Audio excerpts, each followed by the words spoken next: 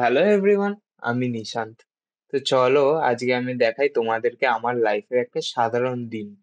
তো সকাল 6:30টার সময় ঘুম থেকে উঠে স্নান ফান করে কলেজের ইউনিফর্ম পরে টাই লাগিয়ে একটুখানি বডিতে পারফিউম লাগিয়ে রেডি হওয়া, উফ কি চাপের ব্যাপার।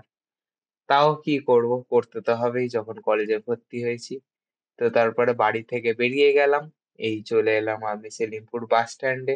সেলিমপুর বাস স্ট্যান্ড থেকে বাস ধরে নিলাম। আর অ্যাজ ইউজুয়াল আমাকে দাঁড়িয়ে দাঁড়িয়েই যেতে হলো কলেজ। কলেজে পৌঁছে গেলাম ভদ্র বাচ্চার মতো।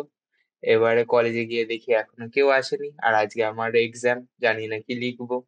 তো এক্সাম হয়ে গেল। এক্সাম হয়ে যাওয়ার পর আমার মুখ দেখে নিশ্চয় বুঝতেই পারছো কি লিখেছি। তারপর লাঞ্চ করে নিলাম আমি।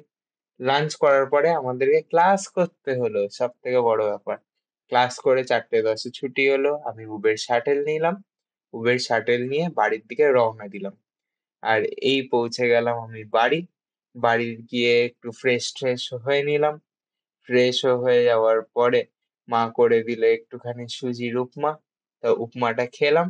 উপমাটা খেয়ে বসে গেলাম একটু পড়তে। 1-2 ঘন্টা একটু পড়াশোনা করলাম। পড়াশোনা করে তারপরে খেয়ে নিলাম ডিনার। ডিনারটা কমপ্লিট করতে করতে একটু দেখে নিলাম আইপিএলও। এবারে তারপরে অনেক রাত হয়ে গেছিল, তার জন্য ঘুমিয়ে পড়লাম। তো আজকের ভিডিওটা এতটাই, ততক্ষণের জন্য টাটা।